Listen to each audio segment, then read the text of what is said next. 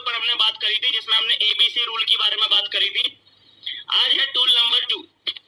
हमारे सामने क्वेश्चन आता है कि सर मेरे पास तो परमानेंट जॉब है, अच्छी खासी फिक्स सैलरी आ रही है मुझे, तो मुझे इस बिजनेस की सर जरूरत नहीं है। हमारे सामने ये क्वेश्चन आ रहा होता है। हमारे सामने प्रॉब्लम आ रही होती है कि सर मेरी करंट इनकम से मेरा गुजारा चल जाता है, तो फिर नया पंगा क्यों लूं? मेरी करंट इनकम से तो सर मेरा गुजारा चल जाता है। ठीक है, हमारे सामने सवाल आ रहा होता है कि सर पैसा ही सब कुछ नहीं होता। ठीक है, इनकम बढ़ाना इतना कंपलसरी थोड़ी है सर। क्या आप बोल रहे हो कि दो इनकम सोर्सेज अपना लो? एक सोर्स ऑफ इनकम है ना, तो दो सोर्सेज ऑफ इनकम का क्या मतलब? क्यों लो नया पंगा अपने सर के ऊपर? और आदमी कुछ लोग बोल रहे होते हैं कि रिटायरमेंट के बाद करूंगा, बोलता है सर सब बढ़िया सब अच्छा है, रिटायरमेंट के बाद करेंगे सर, नो प्रॉब्लम।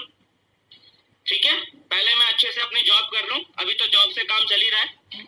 तो इस टाइप की बातें आ रही होती है हमारे सामने, यानी कि सामने वाले को कहीं ना कहीं नीड नहीं आ रही होती, उसको नीड समझ में नहीं आ रही होती इस बिजनेस को करने की। नीड क्या है, जरूरत क्या है इस बिजनेस को करने की, उसको नीड समझ में नहीं आ रही होती। तो अब हम उस व्यक्ति को नीड समझाएंगे, उसकी नीड निकालेंगे कि भाई नीड निकालना, नीड क्रिएट करना बहुत ज्यादा जरूरी है। उसके ऊपर हम बात करेंगे अभी कि सामने वाले की नीड कैसे क्रिएट करनी है, कैसे उस व्यक्ति को ये बताएं कि आपको ये बिजनेस करना जरूरी है। चलिए इसके ऊपर बात करते हैं। तो सबसे पहले हम नीड कैलकुलेशन कर रहे हैं। यहाँ पर आज का जो टूल है वो है need calculation for next 20 years. अगले 20 साल के लिए हम नीड कैलकुलेशन करने के लिए जा रहे हैं। हम एक हाइपोथेटिकल सिचुएशन ले रहे हैं, हम एक ऐसे व्यक्ति की हाइपोथेटिकल सिचुएशन ले रहे हैं जो लगभग 60-70 हजार रुपए महीना कमा रहा है आज की डेट में, और लगभग उसका मंथली एक्सपेंस जो है वो 50,000 रुपए है। ऐसी हम एक हाइपोथेटिकल सिचुएशन ले रहे हैं। लेकिन जब आपको रियल में नीड निकालना होगा तो आप क्या करेंगे? उस समय आप सामने वाले से पूछेंगे कि सर आपका मंथली इनकम क्या है, आपका मंथली एक्सपेंस क्या है, ये आप सामने वाले से पूछेंगे, उसके अकॉर्डिंग आप निकालेंगे। फिलहाल यहाँ पर हम क्या कर रहे हैं? हाइपोथेटिकल सिचुएशन ले रहे हैं कि एक पर्सन है जो कि 70,000 रुपए लगभग महीना कमा रहा है और जिसमें से 50,000 रुपए उसका मंथली एक्सपेंस है। समझ में आया? उसके आधार पे हम यहाँ पर चीजें करने वाले हैं। तो आपने जो है सबसे पहले क्या निकालना है? आपने उस व्यक्ति से पूछा कि सर आपका मंथली एक्सपेंस कितना है, सामने वाले ने बोला 50,000 रुपए। तो उसके आधार पे क्या निकल के आता है? 50,000 रुपए अगर मंथली एक्सपेंस है सर आपका, तो आपका एनुअल एक्सपेंस कितना है आपके परिवार का? लगभग 6 लाख रुपए। 6 लाख रुपए है। इसमें हमको इन्फ्लेशन ऐड करना है 4% एनुअली।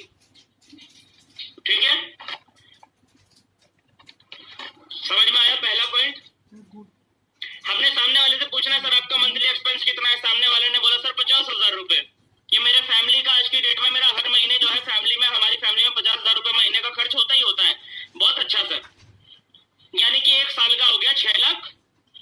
अब एक साल का 6 लाख हो गया, तो जैसे मान लीजिए 2021 चल रहा है, 2021 में अगर 6 लाख रुपए आदमी का खर्च हुआ है परिवार का, परिवार के एक्सपेंसेस पे, तो क्या 2022 में भी 6 लाख ही खर्च होगा? नहीं, 4% बढ़ जाएगा, क्योंकि महंगाई बढ़ेगी। 4% इन्फ्लेशन एनुअली बढ़ता है। महंगाई 4% होता है, ये बढ़ता ही बढ़ता है। जितने भी लोग LIC वाले जितने भी लोग काम करते हैं ना, वो भी महंगाई जब कैलकुलेट कर रहे होते हैं इसी कैलकुलेशन पे कर रहे होते हैं। जब वो जो है एक इंसान की जो लाइफ की वैल्यू जो वो निकाल रहे होते हैं, तब वो 4% के हिसाब से इन्फ्लेशन काउंट कर रहे होते हैं। तो ये एक स्टैंडर्ड है जो कि हर जगह सेल्स की फील्ड के अंदर, इंश्योरेंस सेक्टर हो या रियल एस्टेट हो या इन्वेस्टमेंट सेक्टर हो, जहां पर भी लाइफ की वैल्यू, महंगाई की जहां पर बात आती है, वहां पर 4% एनुअली जो है इन्फ्लेशन माना जाता है। तो हम भी यहाँ पर 4% लेकर चल रहे हैं। तो एक आदमी है जिसकी महीने की इनकम लगभग 70,000 रुपए है, जिसमें से कि वो 50,000 रुपए मंथली उसका एनुअल एक्सपेंस है। अब यहाँ पर देखिएगा, एक इंपॉर्टेंट बात लिखी हुई है, थोड़ा इसको जूम करता हूँ। देखिए, बिना इन्फ्लेशन लगाए हमें दिख रहा है कि अगले 20 ईयर्स में उस आदमी का फैमिली मंथली एक्सपेंसेस के लिए कितना खर्च हो जाएगा? 1.2 करोड़। ठीक है, 6 लाख रुपए एक साल का, तो 60 लाख रुपए हो गया 10 साल का, तो 20 साल का कितना हो गया? 1,20,00,000 रुपए। ठीक है, ये तब है जब इन्फ्लेशन हमने इसमें ऐड नहीं किया। ठीक है, जब हम इसमें ये इन्फ्लेशन ऐड करते जाएंगे साल दर साल, साल दर साल, साल दर साल, तो ये इन्फ्लेशन ऐड करने के बाद जो निकल कर आएगा वो ये अमाउंट निकल कर आएगा कि 20 साल में लगभग 3.5 करोड़ रुपया इस व्यक्ति का खर्च होगा। कितना? 3.5 करोड़। जब जैसा कि हम बताते हैं ना कि महंगाई हर 20 साल में 10 गुना ज्यादा बढ़ जाती है, हम शॉर्ट में बात कर रहे होते हैं कि महंगाई हर 20 साल में 10 गुना ज्यादा बढ़ जाती है, तो 20 साल के बाद अचानक थोड़ी एक रात में बढ़ जाती है। वो साल दर साल, महीने दर महीने थोड़ा थोड़ा बढ़ रही होती है ना। तो उस हिसाब से जब हम कैलकुलेट करते हैं तो ये आदमी का 20 साल के अंदर जो उसका फैमिली का मंथली एक्सपेंस निकल कर आएगा, 20 साल का तकरीबन 3.5 करोड़ रुपया निकल कर आएगा। अगर आज की डेट में 50,000 रुपए मंथली एक्सपेंस है तब। समझ में आ गया? चलिए आगे चलते हैं इसके अंदर में। और फिर इसके अलावा 20 साल में और भी बहुत सारे खर्चे होंगे। कार लेगा वो व्यक्ति, अब 20 साल के अंदर में कम से कम 2 बार वो कार जरूर लेगा। अगर मान लीजिए एक कार वो आज से 3 साल के बाद लेता है, एक कार 3 साल के बाद में, तो अगले 17 साल वो एक ही कार तो नहीं चलाता रहेगा। 5 साल नहीं तो कम से कम 10 साल 12 साल के बाद वो कार चेंज करेगा। तो 20 साल का टाइम पीरियड इतना बड़ा टाइम पीरियड होता है कि 2 कार तो आई जाती हैं, ठीक है। और 7-8 लाख से नीचे की कार लेगा नहीं एक आदमी जो 70,000 रुपए महीना कमा रहा है। जो आदमी 70,000 रुपए महीना कमा रहा है वो 7-8 लाख से नीचे की कार लेगा नहीं। तो हमने इसके अंदर बहुत मिनिमम कैलकुलेशन के आधार पे 7 लाख की एक कार ली और 8 लाख की दूसरी कार ली, यानी कि कार को खरीदने पे लगभग 15 लाख रुपए खर्च हो गया। ठीक है ना। ये दूसरा पॉइंट इसमें आपने काउंट करना है। तीसरा पॉइंट, अब कार ली होगी तो कार के पेट्रोल में और सर्विसिंग में भी खर्चा आएगा। तो 20 साल का जब हम कैलकुलेट करते हैं तो तकरीबन 15 लाख रुपए ये पेट्रोल और सर्विसिंग में भी आदमी का खर्च हो गया होगा। कार खरीदने में जितना पैसा खर्च होता है, कार की जो लाइफ होती है उस लाइफ में उतना ही पैसा पेट्रोल का भी खर्च हो जाता है। ये एक मोटा कैलकुलेशन लेकर चलते हैं सभी लोग, ठीक है। पेट्रोल एंड सर्विसिंग में लगभग 15 लाख ये खर्च हो चुका होगा। इसके बाद घर बनाएगा आदमी पूरी लाइफ के अंदर, पूरी जिंदगी भर में वो अपने पिताजी के द्वारा दिए हुए मकान में तो रहेगा नहीं। हर इंसान चाहता है कि भाई मेरे पिताजी से मुझे मकान मिला है तो मैं अपने बच्चे के लिए एक मकान तो छोड़ के जाऊं ठीक ठाक बढ़िया वाला। तो आज की डेट में अगर मकान बनाना हो तो आप लोग भी जानते हैं कि 50 लाख में क्या बनता है 50 लाख में क्या बनता है ना। लेकिन फिर भी हमने 50 लाख ही कैलकुलेट किया यहाँ पर। जब भी आप किसी व्यक्ति की नीड क्रिएट कर रहे हैं, नीड आप उसका कैलकुलेट कर रहे हैं, तो आपने इसी तरीके से आपका डायलॉग होना चाहिए कि सर आप भी जानते हैं कि 50 लाख में क्या बन सकता है, लेकिन फिर भी हम मिनिमम से मिनिमम कैलकुलेट कर रहे हैं कि 50 लाख रुपए आपका तकरीबन मकान में लगेगा। और इसके बाद आपका जो है, आपके अगर 2 बच्चे हैं तो उनकी हायर एजुकेशन के ऊपर कम से कम 15 लाख रुपए, हम स्कूलिंग एजुकेशन को इसमें काउंट नहीं कर रहे, सिर्फ हायर एजुकेशन के ऊपर बात कर रहे हैं कि तकरीबन 10 से 15 लाख रुपए हायर एजुकेशन में बच्चे का लगता है। उसकी कोचिंग आ गया, उसके अगर एमबीबीएस की पढ़ाई आ गई तो एमबीबीएस में तो बहुत ही ज्यादा खर्चा हो जाता है, या किसी टॉप क्लास के किसी टॉप लेवल के अगर इंजीनियरिंग में चला गया वहां पर तो कुछ अलग ही हो जाता है। तो अगर बच्चे को एक बढ़िया उच्च शिक्षा देनी है तो उसके लिए इतना इंतजाम तो करना ही पड़ेगा कि 15 लाख रुपए एक बच्चे के लिए, अगर 2 बच्चे हैं तो उसके लिए 30 लाख रुपए आपको जो है ये आपका अलग से आपको इंतजाम करना होगा इसमें। इसके अलावा शादी, 2 बच्चे हैं, अगर एक बच्चे की शादी में 10 लाख का भी खर्चा है। वैसे तो आज से 20 साल के बाद की अगर मैं बात करूं तो 10 लाख में शादी निपटाना लगभग इम्पॉसिबल होगा। ठीक उसी तरीके से जैसे आज 1 लाख में शादी निपटाना मुश्किल है, तो वैसे आज से 20 साल के बाद 10 लाख में भी शादी निपटाना मुश्किल होगा। लेकिन फिर भी हम एक हाइपोथेटिकल सिचुएशन क्योंकि यहाँ पर लेकर चल रहे हैं, तो मान के चल रहे हैं कि 2 बच्चों की शादी में ऑन एन अप्रोक्स जो है तकरीबन 20 लाख रुपया जो है खर्च होगा। और इसके अलावा फेस्टिवल्स में खर्चा होता है, क्योंकि साल भर के अंदर बहुत सारे फेस्टिवल्स आते हैं। दिवाली आती है, होली आती है और बहुत सारे रीजनल फेस्टिवल्स आते हैं। इसके अलावा बर्थडे पार्टीज आती हैं, रिश्तेदारों में बहुतों की शादियां होती हैं। बहुत सारी जगह पर कई बार नए कपड़े खरीदने पड़ते हैं। बहुत सारे मतलब फेस्टिवल के ऊपर साल भर के अंदर 1 लाख रुपया हम मान के चल रहे हैं कि हर साल कम से कम 1 लाख रुपया आपका फेस्टिवल के ऊपर खर्च होता है। ज्यादा ही हो जाता है वैसे तो, लेकिन ये सारे फेस्टिवल्स के ऊपर 1 लाख रुपया साल के हिसाब से 20 साल में आपका तकरीबन 20 लाख रुपया खर्च होगा। हो सकता है शुरुआत में आज 60-70 हजार हो रहा हो, तो लेकिन महंगाई बढ़ते बढ़ते ही ऑन एन एवरेज 20 लाख तो ये पकड़ के चलो मिनिमम। यानी कि ये सारी चीजें जब हम कैलकुलेट करते हैं, बहुत ध्यान से समझना सभी लोग,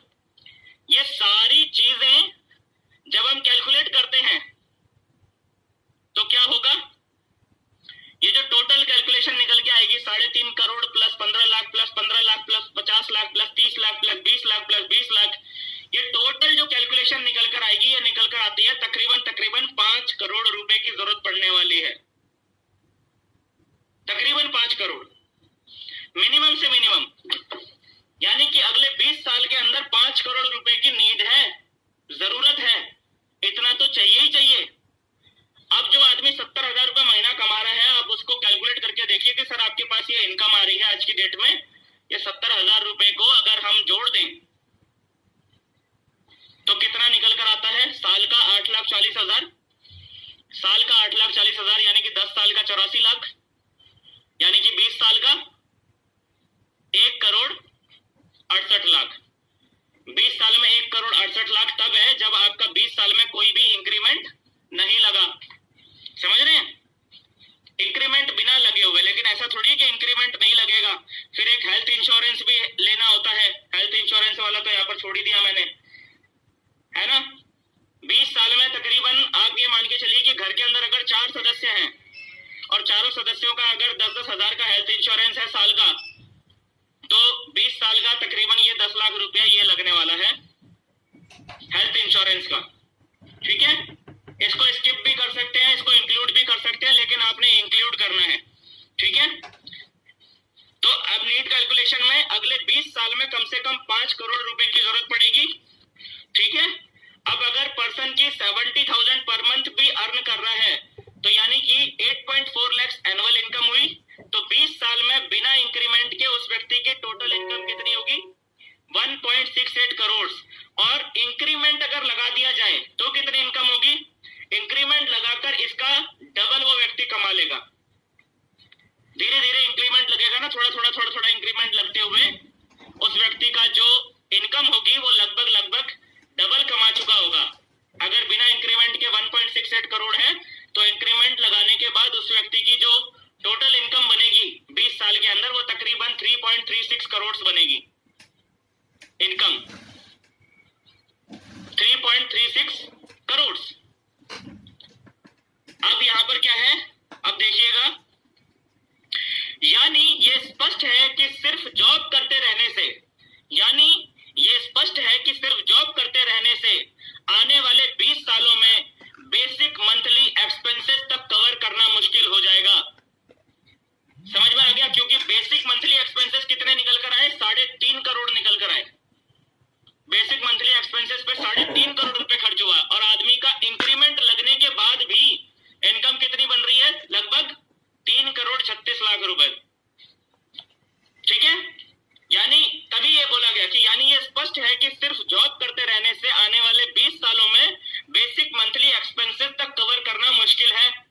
तो हम अपनी जो बाकी की जरूरतें जो हमने लिखी, वहां पर क्या लिखा? कार लिखा, हमने पेट्रोल लिखा, और हमने घर बनाने के लिए जो खर्चा लगना था वो घर का खर्चा भी लिखा, हमने बच्चों की एजुकेशन का भी लिखा, बच्चों की शादी का भी लिखा, हमने हेल्थ इंश्योरेंस भी लिखा। वो जो बाकी जो एक्सपेंसेस है वो कहां से कवर होंगे भाई?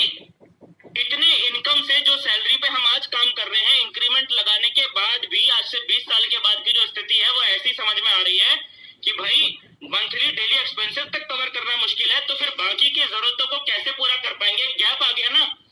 जरूरत 5 करोड़ की है और अपने पास 3 करोड़ 36 लाख ही है। जरूरत 5 करोड़ की है और हमारे पास आ कितना रहा है? पूरी जिंदगी भर अगले 20 साल लगातार जॉब करने के बाद कितना आ रहा है हमारे हाथ में? 3 करोड़ 36 लाख। और जरूरत कितनी है? 5 करोड़। तो ये जो गैप आ गया, ये गैप कैसे फिल होगा? बस हमारी जरूरतें और हमारी आमदनी, इन दोनों के बीच में जो बड़ा सा गैप हमें दिखाई दे रहा है, सर इसी गैप को फिल करने के लिए हमें आज इस बिजनेस को एज अ पार्ट टाइम विकल्प के तौर पे शुरू करने की आवश्यकता है। इसी गैप को फिल करने के लिए आपने बताना है कि सर आज आपको ये बिजनेस करने की जरूरत क्यों है? क्योंकि ये गैप फिल करना है सर। ये गैप फिल करेंगे तभी आपकी जो बाकी सारी जरूरतें हैं वो सारा आपका जो लाइफ एकदम बढ़िया स्मूथ हो पाएगी। क्योंकि जिस हिसाब से अभी आप चल रहे हो उस हिसाब से कुछ सेविंग कर पाना तो बहुत दूर की बात है, जरूरतें तो पूरी नहीं हो पाएंगी, सेविंग करना तो बहुत दूर की बात रही। आपको आज लग रहा है कि मैं सेव कर रहा हूं, सेव कर रहा हूं। सेव करते रहने से आपके जीवन में परिवर्तन नहीं आता है। है ना? बचा बचा के कितना बचा लेंगे सर? ये डिफरेंस क्रिएट करना, ये गैप समझाना जरूरी है कि सर 20 साल में जरूरतें क्या होंगी आपकी और उसके हिसाब से आ कितना रहे, और इस गैप को फिल करने के लिए ही हमको विकल्प के तौर पे इस बिजनेस को करने की आवश्यकता है। ये है कैलकुलेशन नीड की। ये व्यक्ति, ये कैलकुलेशन आप जिस भी इंसान को तरीके से समझाओगे ना, क्योंकि हर इंसान चाहे वो 50,000 कमा रहा है, 60,000 कमा रहा है, 70,000 कमा रहा है, उसको अंतर मन में ये एहसास हो रहा होता है कि मुझे अपनी इनकम बढ़ाने की जरूरत है। उसके अंतर मन में ये चीजें चल रही होती है, लेकिन उसको पिक्चर क्लियर नहीं होती कि मुझे एक्चुअल में कितनी इनकम बढ़ाने की जरूरत है और कितना मुझे गेन करने की जरूरत है, कितना मुझे एक्स्ट्रा एफर्ट मारने की जरूरत है कि मेरा भविष्य स्मूथ रहे। ये क्लियर पिक्चर उसको दिखाना जरूरी है। दैट्स वाई ये नीट वाला जो टूल है ये बहुत ही ज्यादा इंपॉर्टेंट टूल है। जब आप रियल में इसको प्रैक्टिस करेंगे, देखो सीधा इसको, इस टूल को सीधा मार्केट में लेके मत उतर जाना। एक बार, एक दो बार ना इसकी प्रैक्टिस कर लेना, इसकी प्रैक्टिस कर लेना एक बार अपनी टीम के साथ में, अपने साथ के किसी एसोसिएट के साथ में बैठ के आपस में कि भाई मैं तुमको नीट क्लियर करता हूं और आप मेरे को नीट क्लियर करो। तो ये एक प्रैक्टिस जरूर कर लेना, ठीक है? क्योंकि नीड आप जब कैलकुलेट कर रहे होते हैं तो एक दो बातें आपने समझनी है, एक दो बातें आपको बहुत दिमाग में रखनी है कि आम इंसान की टेंडेंसी क्या है। वो जितना कमा रहा होता है उस कमाई का वो लगभग 20 से 25% से ज्यादा सेव नहीं कर रहा होता। एक आम इंसान की टेंडेंसी क्या है कि एक आम इंसान जो फैमिली वाला इंसान है वो जितना कमा रहा होता है ना, उस कमाई का 20 से 25% से ज्यादा सेव नहीं कर रहा होता। यानी कि 75%, अपनी कमाई का लगभग 75% वो खर्च कर देता है। और ये इंपॉर्टेंट चीज है, और इसी के आधार पे हमने यहाँ पर 70,000 रुपए महीना कमाने वाले व्यक्ति का हमने 50,000 का एक्सपेंसेस के हिसाब से कैलकुलेट किया है ना, क्योंकि 70,000 का 10% कितना होता है? 7,000, और उसका लगभग 28-29% निकल कर आता है 20,000, है ना? क्योंकि 30% में तो 21,000 हो जाता है, तो हमने यहाँ पर 20,000 माइनस करा है, तो हमने उसी हिसाब से कैलकुलेट करा है, हमने फिर भी ज्यादा कैलकुलेट कर दिया। तो ये जो है 20 इयर्स का जो है ये नीट कैलकुलेशन है, ये आपने समझाना है अपने प्रोस्पेक्ट को। आपके प्रोस्पेक्ट को जिसको भी आपने तरीके से समझा दिया ना, वो आदमी आपके साथ बिजनेस 100% ज्वाइन करेगा, क्योंकि आपने इस टूल के सपोर्टिंग में आज भी वही काम करना है जो आपने कल किया था। इस टूल के सपोर्ट में आपने जब बोला कि सर ये बिजनेस बीच में ये बिजनेस हमको करना इसलिए है क्योंकि ये बिजनेस आपका ये जो गैप है इसको फिल करेगा, और फिर आपने जो कल वाला टूल था उसी टूल को आपने जो है, जो सेकंड पार्ट था उस टूल का, वो आपने यहाँ पर रखना है। 4 इयर्स वाली जो बात करी थी हमने, वो 4 ईयर वाली कहानी आज आपने फिर से उस व्यक्ति को सुना देनी है। और आज आपने क्या बोलना है? 4 इयर्स पार्ट टाइम पोटेंशियल बोलना है इसको। कल हमने क्या बोला था? 4 इयर्स वर्किंग स्ट्रेटेजी कल हमने बोला था, और आज हम इसे क्या बोल के सामने रख रहे हैं कि सर ये 4 इयर्स का पार्ट टाइम पोटेंशियल है, क्योंकि हमारे सामने जो प्रोस्पेक्ट बैठा हुआ है ना, वो इस बिजनेस को शुरुआत में पार्ट टाइम में ही उतरने वाला है, वो एकदम से फुल टाइम नहीं उतरने वाला है। वो 70,000 रुपए महीना कमा रहा है आज की डेट में, वो एकदम से फुल टाइम नहीं आएगा। तो हमने टूल का नाम चेंज कर देना है, हमने उसके सामने जो है अपने राइटिंग पैड में लिखना है कि सर मैं आपको 4 इयर्स पार्ट टाइम पोटेंशियल बताता हूँ। पार्ट टाइम में 4 इयर्स में इस बिजनेस में क्या किया जा सकता है। और वही सेम सवाल आपने कल की तरह पूछना है कि सर मुझे सबसे पहले आप ये बताइए कि जब आपकी शादी हुई थी तो उसमें कितने गेस्ट आए थे, या अगर अनमैरिड व्यक्ति है सामने तो क्या पूछना होता है कि सर शादी होगी तो कितनों को बुलाने वाले हो? तो लोग बोलते हैं 200, 400, 500, 700, 800, जो भी बोलेगा। फिर आपने एक फैक्ट रखना है कि सर फैक्ट क्या है? फैक्ट ये है सर कि एक एवरेज पर्सन जिसकी एज 21 साल या उससे ज्यादा होती है वो कम से कम 100 लोगों को जरूर जानता है। ये फैक्ट है सर। उसका सोशल सर्किल में कम से कम 100 लोग जरूर होते हैं, और इन्हीं 100 लोगों को जब हम बताने के लिए जाते हैं तो सर क्या लगता है, इन 100 लोगों को अगर हम इस बिजनेस के बारे में जानकारी देंगे तो कितने समय में हम दे सकते हैं? अगर हम 5 लोगों को पर डे अगर हम जानकारी देंगे तो अगले 20 दिन में हम 100 लोगों को जानकारी दे देंगे। अगर हम 4 लोगों को एक दिन में जानकारी देते हैं तो अगले 25 दिन में हम 100 लोगों को जानकारी दे देंगे। अगर 3 लोगों को हम एक दिन में जानकारी देते हैं तो अगले 35-36 दिन में हम 100 लोगों को जानकारी दे देंगे। अगर 2 लोगों को हम एक दिन में जानकारी दे रहे हैं तो अगले 50 दिन में हम 100 लोगों को जानकारी दे देंगे। अगर हम पार्ट टाइम में इस बिजनेस को करते हुए एक दिन में अगर सिर्फ एक आदमी को भी बताते हैं तो भी अगले 100 दिन में हम 100 लोगों को कवर कर लेंगे। लेकिन फिर सर 100 दिन का मतलब होता है 3.5 महीना। फिर मैं सर आपसे पूछता हूँ कि सर 3.5 महीना नहीं, 4 महीना नहीं, 5 महीना नहीं, क्या हम 6 महीने में 100 लोगों को बता सकते हैं क्या सर? तो सामने वाला बोलेगा यस। फिर आपने बोलना है कि सर चलो ठीक है 6 महीना भी नहीं, क्या साल भर में 100 लोगों को बताया जा सकता है? ये तो आसान है ना सर। तो सामने वाला बोलेगा अरे हाँ सर ये तो इतना आसान है, क्या बताएं सर, बहुत ही आसान है सर, ये आसान है ना? हाँ सर आसान है। तो देखिए सर अगर इसी हिसाब से हम काम करते हैं तो अगले 4 साल में क्या होने वाला है, और फिर वही जो आपको कल समझाया गया था वो चीज आपने समझा देनी है कि सर पहले साल में 100 लोगों को प्लान दिखाएंगे, 100 में से एवरेज के नियम के अनुसार में 10 लोग आपके साथ ज्वाइन करेंगे। फिर ये 10 लोग सेकंड ईयर में इन 10 लोगों के साथ भी सेम प्रोसेस रिपीट होती है। ये 10 लोग भी 100 लोगों को प्लान दिखाएंगे। तो सामने वाला आपसे कह सकता है कि सर जरूरी थोड़ी है कि 10 के 10 लोग 100 लोगों को प्लान दिखाएंगे। तो आपने काउंटर में ये बात बोलनी है कि सर बिल्कुल ऐसा जरूरी नहीं है कि 10 के 10 लोग 100 लोगों को एक साल में प्लान दिखाएंगे। ऐसा भी हो सकता है कि इस 10 में से कुछ लोग ऐसे होंगे जो 1 महीने में ही 100 लोगों को प्लान दिखा देंगे, और इन 10 में से हो सकता है कुछ लोग ऐसे भी हो जो शायद पूरे साल भर में भी 100 लोगों को प्लान नहीं दिखाएंगे। लेकिन हम एक एवरेज लेकर चलते हैं। हम क्या एवरेज लेकर चलते हैं कि 10 लोगों ने 100 लोगों को प्लान दिखाया पूरे साल भर के अंदर, और इन 10 लोगों के साथ भी पूरे साल भर में 10 ही लोग आए, आपकी टीम बन गई 100 लोगों की। अब ये 100 लोग भी तीसरे साल में काम करते हैं, और तीसरे साल में ये 100 लोग भी पूरे साल भर में 100 लोगों को प्लान दिखाते हैं, और इनके साथ भी 100 में से सिर्फ 10 लोग आते हैं, आपकी टीम बनती है 1000 लोगों की। और चौथे साल में ये 1000 लोग जब 100 लोगों को पूरे साल भर में प्लान दिखाते हैं तो इन 1000 लोगों के साथ भी 10 ही लोग आते हैं, आपकी टीम बनती है 10,000 लोगों की।